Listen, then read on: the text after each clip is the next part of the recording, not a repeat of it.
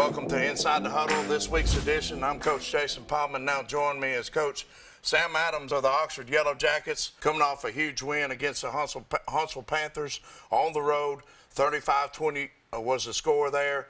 And, Coach, just a good win, needed to get the win, bouncing back off the tough loss against McAdory at home, and had good weather. It was humid. But talk a little bit about the week preparation leading up to Huntsville, coming off the loss, and from film study on. Talk about the week of preparation, what your plans were for going into Huntsville.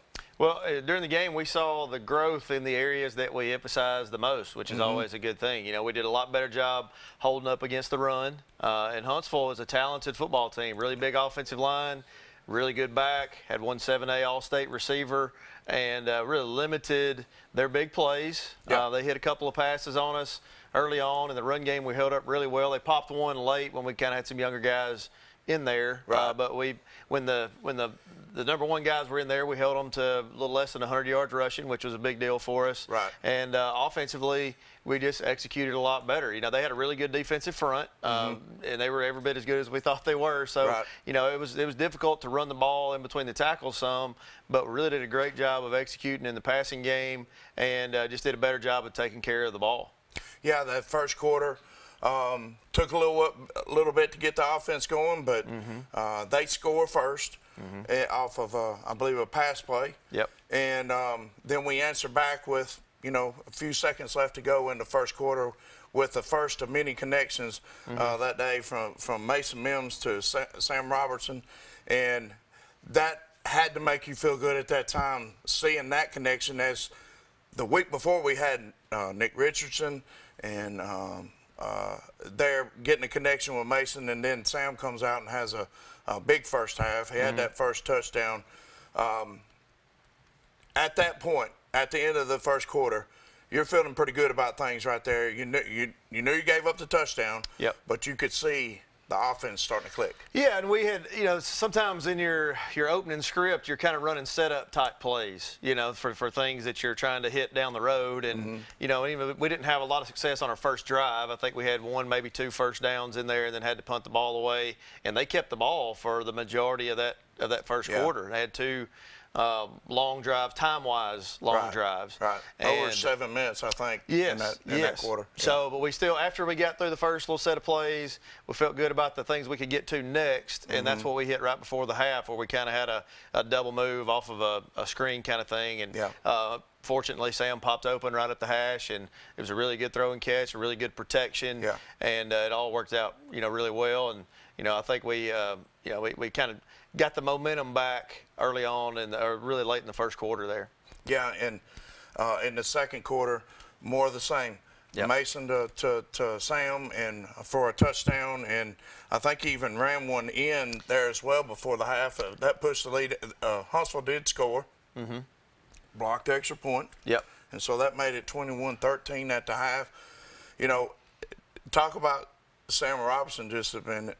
I mean, here's a guy, all-region quarterback last year, comes in, different role this year. Mims a quarterback. He's at wide out. Got a lot of different packages for him. And we're really able to exploit that in that first half, and just busted out and had a tremendous game.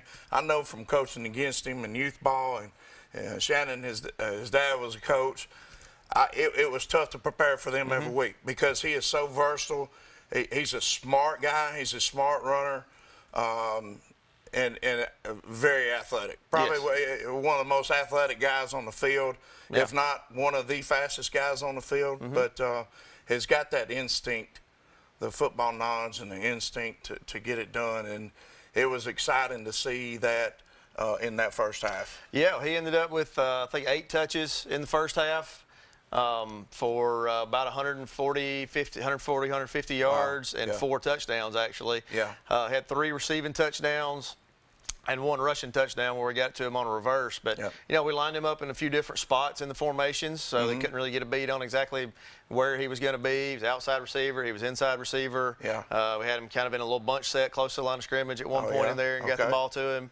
And, you know, we know that when the ball was in his hand that good things were going to tend to happen. Right. And, you know, he made the most out of his opportunities. Some of the things he was kind of wide open and just caught it and got in the end zone. And some of the other ones he had to make great plays to make a catch. Had 2 diving catches for touchdowns. Wow. The reverse that he ran. You know, it's pretty clean when he first got the ball in his hand, but he had to kind of run through a guy on about the 2-yard line to score, and he did that, and it was great to see. And, you know, really the team, I think everybody was excited to see that, the success that the team was having, but, you know, also the success that he was having as well. Defensively got to block extra point. And I know that's good to see, because that's one of the things that you don't spend a whole lot of time on during preseason and during the summer, but you do spend some time on it.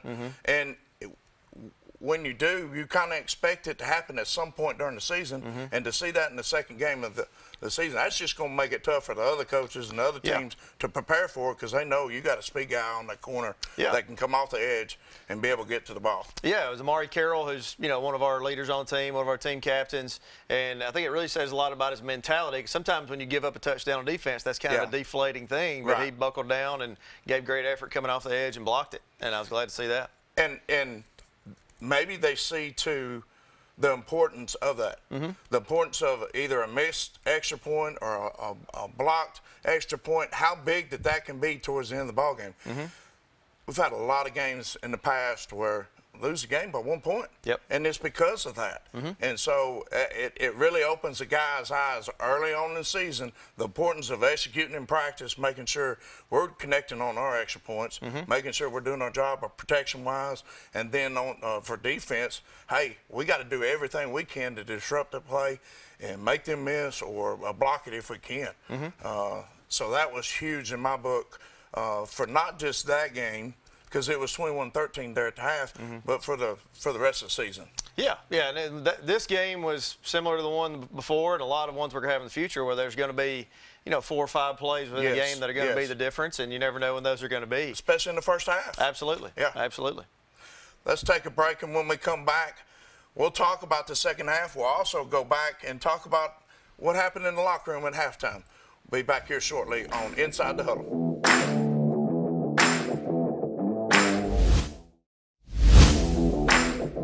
Back with Inside the Huddle, brought to you by Dr. Pepper, our new sponsor for this week, with Coach Sam Adams, and we just went over the first half. Oxford winning 35-20. They're up 21-13 at the half. You had a big touchdown there at the end. You had to block extra point, but then kind of a little bit of deflating news, but going on in the second half, and we'll talk about that. But the first half, going to the locker room, much different scenario than last week against McAdory, going to the locker room where all kinds of stuff went on in the first half. You had the weather to deal with and the change of game plan basically in the middle of the game. Much different going into halftime this time. Yeah, the good thing was we kind of had a theme that we're working off of this week of just how to respond to whatever the situation is in the game. Yes. We put it in terms last Sunday going in this week of how we didn't respond the right way in our previous game when things weren't going well early on, and now we just kind of flip that, and you also have to respond the right way when things are going well. So you know, you can't relax and think you've got it all in hand. You got to continue to play the game out and you know, be able to keep control of the game. And you know, I thought we showed some maturity within our football team and the way we handle our business in the second half. Coming out too was a focus to you had the lead. You knew you had the connection going there with Sam and Mason, and was it a point of emphasis to try to get that to establish the running game a little bit better? Struggled a little bit with that against McAdory, had some spurts there at times. Was that some of the focus too, to try to establish a running game? Well, we wanted to. Running game definitely was kind of part of that. We just wanted to make sure that we maybe operated at a little different kind of pace in the second half to just kind of control that clock. Knowing that, you know, in certain positions in the box in this game, we didn't have great matchups. Again, their defensive front was a really good one. Their defensive line and their 2 linebackers that played in the box most of the night were really good players. So, it wasn't necessarily going to be a thing where we could hand it off every single time and just motor through them, but we just had to, be able to kind of hunt and peck within the passing game, take maybe some lower risk type stuff, and just be able to control the clock a little bit more. And for the most part, we did that. We ran the ball fair, not great, but fair enough to kind of keep the momentum going and keep good field position. And then we kind of ended the game with a touchdown pass to Nick Richardson later in the game. And that was good to see, because after the big week he had last week, being able to get a connection with him again this week and going on in the future of the season, that's going to be real important because, unfortunately, Sam had the 4 touchdowns on the night. Mason had the 4 touchdown throws on the night. But you kind of lost Sam a little bit on that last touchdown grab that he made. And hopefully he'll be back later on in the season, and we'll be looking forward to having him back. But Nick Richardson, big key, big part in this offense, and big-time receiver, and really going to have to step up even more now. Sure, and we did feel like at receiver that was a position where we had a little bit of depth. So we've got guys that have got a bit in the fire there. So just some other guys that got to step up and do a good job of replacing Sam while he's going to be out for a while. Talk about some of those guys that's going to have to step up, Eli Bozeman and some of those. Eli Bozeman and Caleb Jenkins will now be operating in the backup quarterback kind of role. Eli is a starting safety for us. And he's had 19 tackles in 2 games at safety. And is really kind of coming into his own at that position. And he's played the position of quarterback all of his life, so he's kind of he knows what that means. Well, that's also helping him in that safety position too. Absolutely, absolutely. And then at the receiver spots, you have guys like Jaden Lewis that are going to be in that outside receiver position that Sam was in most of the time the other night. And then the stuff that he was doing in the slot, that'll kind of go to guys like D.K. Wilson, who who sees action at running back and receiver. So we've practiced all those guys in those spots before. Now it's just going to be kind of their time to shine. Film study. Point of emphasis, now we're going to shift towards this week, and got Shades Valley coming to town. First region game of the year. Big game at Lamar Field. Talk about, first of all, we hadn't had a chance to do this yet before we get into that game. Talk about the region briefly and what is in store up ahead for the region. It's one of the toughest regions in 6A, or maybe in any classification in the state. You have, if I remember right, 5 out of the last 6A state champions are all in the same region now. With us and Pinson and Clay Chalkville. And then you have Shades Valley, Pell City, Huffman, Center Point. I mean, right now Shades Valley is 2-0. I believe Center Point's 2-0. You got some other really good teams in this region that are maybe not mentioned alongside some of the others as they should be and they deserve to be. So I mean, it's a tough region top to bottom, and now the stakes get higher. Now we're playing for playoff seeds and region championships and home field advantage in the playoffs and all of those things. You mentioned Shades Valley 2-0.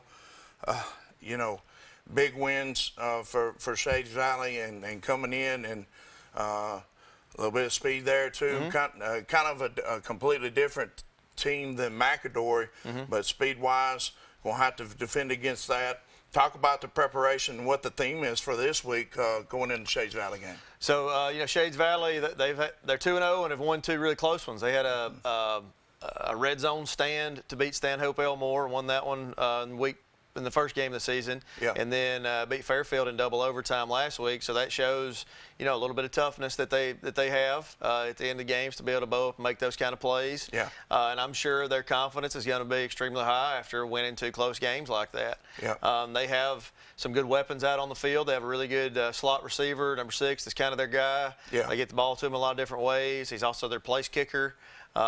Defensively, they've got some a linebacker, number 5, that's made, I don't know how many tackles, but it's well up in the 20-somethings, if not a little bit higher than that after the first 2 games. Have a really big nose. It's about 335, 340 pounds.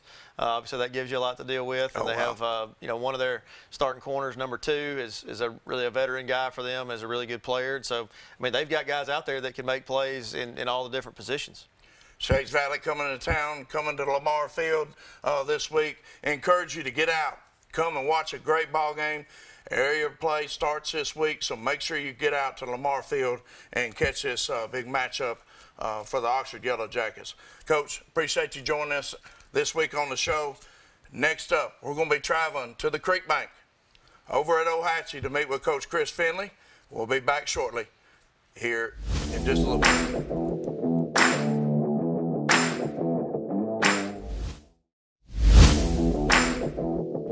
Welcome back to In the Huddle. I'm Coach Jason Pahman. We are at the Creek Bank here at Ohatchee, home of the Ohatchee Indians, and Coach Chris Finley joining me. And Coach, we talked about this the other night on Pigskin Roundup, and you called in the show there, and I was out here the first half of last week's game, Ohatchee and Welborn, and come across the railroad tracks, man. It was a sight to see, because I was like, oh my goodness, I'm not going to be able to find a place to park. All the grass out there by the school, in front of the school, up both sides of across the railroad tracks were getting full, and this is 45 minutes before game time. What a big atmosphere it was Friday night. And talk about Ohatchee and a little bit, and another thing too, every time I come out here, at least once or twice a year, whether it's for daughter's volleyball game or see a football game or basketball game, whatever, there's always something new. There's always something new to see, and especially after the last 4 or 5 years, there's been improvements everywhere you turn. Talk about Ohatchee, talk about Friday night, talk about the improvements here at the complex here at Ohatchee. Yeah, this is an incredible place to be. This community and fan base is, they've got a reputation. This is something I talked about. We had our booster club had their big fundraiser this weekend. This is something I talked about there, that our people have a reputation for supporting us no matter what. We've had a disappointing start to our season, but that doesn't change how many people, like you said, you saw here, that night. And playing Welborn, a longtime rival like that, helps with that kind of stuff too. But it wouldn't matter who we're playing. Our people show up and support us. That's the thing about it. It doesn't matter who you're playing on Friday night. This is a place to be if Ohatchee's playing at home, and also bring a good crowd on the road too. And you mentioned Welborn coming in, and the crowd that they bring. When you look back and you go back through Calhoun County history and the football that's been played, Ohatchee Welborn are one of those games that people talk about. Welborn tradition rich, Ohatchee tradition rich. Yes, both those two. That's exactly right. And Coach Smith at Welborn, he coached here and brought that level of physicality here. That was, I think that was the last time before our run. So I've been here 10 years, and starting in 2016, we went on a playoff run. I think before that, the last time we made the playoffs was when Coach Smith was here. Yeah. And running that physical style of offense. So that kind of style fits here, and I think it fits at Welborn also.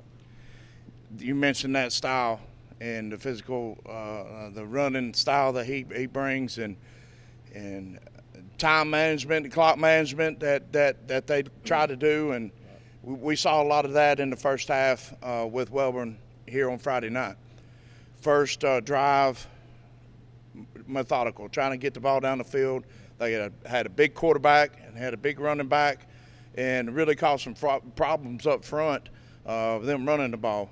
Talk about that in the first half, first quarter, about what they brought. And it's no secret. It's no secret what Coach Smith's going to do.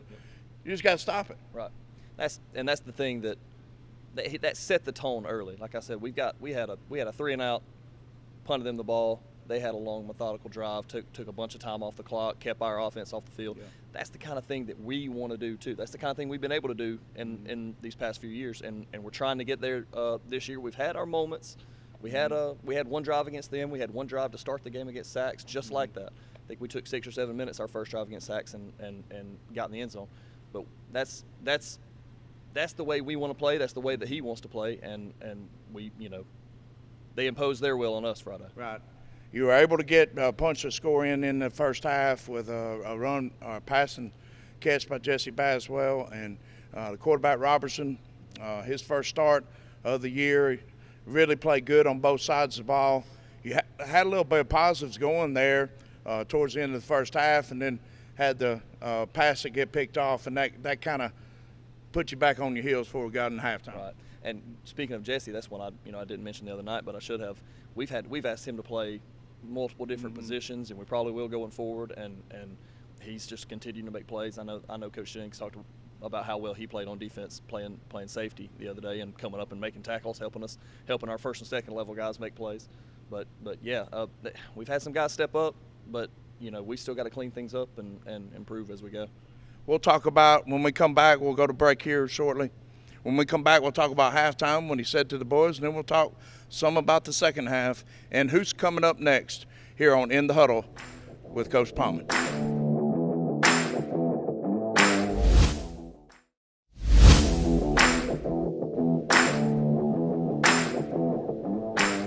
All right, back in the Huddle at the Creek Bank, home of the Ohatchee Indians. Coach Pahman with Coach Finley now, and Coach coming into the locker room. Talk about the mindset of the young team and what you had to instill in them at halftime to be ready to go out in the second half. Really, the thing was trying to keep them from getting their heads down and focus it more on the adjustments we can make and showing them, what they're trying to do, which we did all week in practice. Yeah. But once you get out there, it's a different feel. It's a different, you're not going against a scout team giving you a look. You're going against the real thing. Right. And so a lot of the halftime is keep our heads up. Let's learn. Let's see what happened. Let's see where we went wrong. Yeah. Fix these things, and let's go out and have a better second half. How hard is it as a coach, and probably your staff too? You could be just as frustrated as the guys, and the guys are frustrated, obviously, coming in at the half. You talked about trying to stay positive. Is that difficult, something difficult to do, or do y'all group up, meet as a staff before you come in here, get your minds right, and then come in and have a kind of a game plan? We do, yes. We meet before, so we meet on Sundays and watch film and all that, and the coaches will be here first, and we'll meet and we'll talk and go through everything as far as the message to the guys and all that kind of stuff. But it is, yes, it obviously is as much success as we've had in recent years. To have this kind of a start is disappointing, but I try to be honest with our players too. Right. So I sit and meet and talk to our players before we even get into film. And I'm honest. I'm like, this is tough on me too. This is just as tough on me as it is on you guys. But this is what we got to do. We're going to get in here. We're going to use it. We're going to learn from it, and we're going to apply those lessons and try to get ourselves better. Every week. And these guys being young, they're gonna they should and with y'all reinforcing it, they're going to understand that you've got some key missing elements in your roster here for these first two games, and hopefully we'll have some of those back for this next week. But those guys play big roles, and you're counting on them big for the start of the season, and they're not with you due to injuries and whatnot. So getting those some of those guys back this week, talk about that and how that's going to be a difference in the team. Yeah, we know of one or two that we're going to get back, and we're waiting word on the other 3 or 4. Right. So we hope within the week to 2 weeks we'll have all 5 or 6 guys back. But yeah, that's been a thing, and that's what I tried to tell them. That's what I try to tell our guys now is let this be a positive. Let this be, hey, you guys that didn't plan on being starters to begin this season have now got two games under your belt as starters. So you have some real game experience. Right. So now when we bring those guys back, we're going to be adding obviously our leadership core, because a lot of those guys are our seniors that we've had out and our real leaders. We'll add those guys back, add our leadership core, but then also we're going to have more depth now. Like we're going to have guys that have played for a couple of weeks and gotten to see what it's really like. And so we try to spin that as, hey, let's use this as a positive. It's been disappointing so far, but let's use that part as a positive. Let's get these guys back, and then we can have some depth, and maybe we can get this thing rolling. You made a great point there about the depth, and when those guys get back, a lot of those guys hadn't got reps on a varsity game, so that's real important.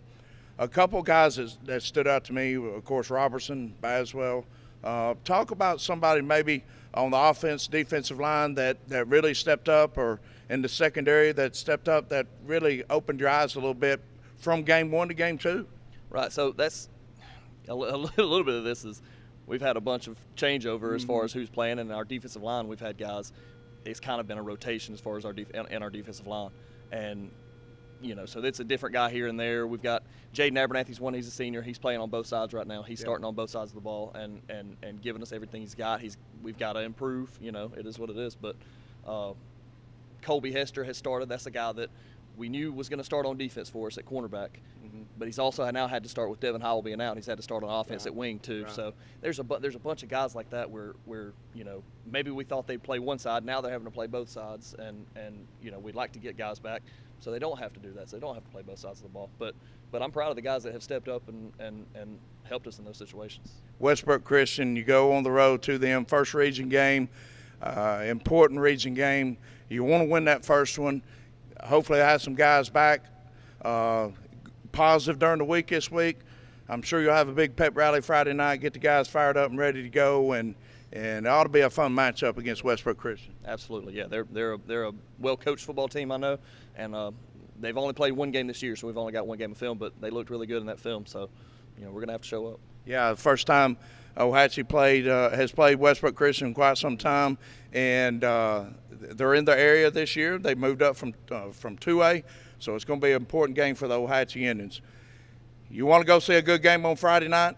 Make sure you make your way over to Rainbow City to watch Westbrook Christian against our Ohatchee Indians here. We look to bounce back that week. Coach, thanks for joining us here on In the Huddle, and look forward to seeing you next time.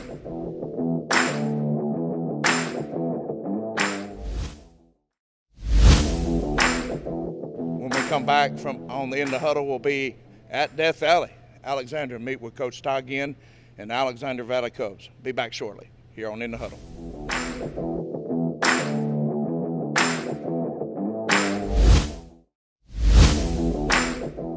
All right, Coach, big week this week.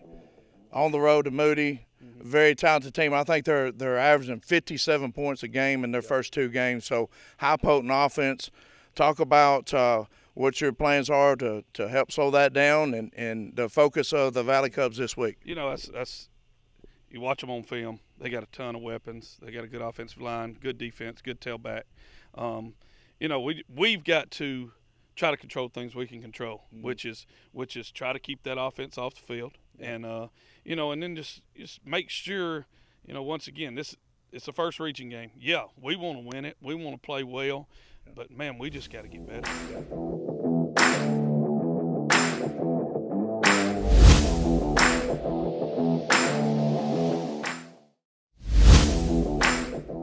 Thanks for joining us this week on In the Huddle. I'm Jason Pahman. Coming up next week, we'll have more coaches, more interviews, and a recap of last week's action here on In the Huddle.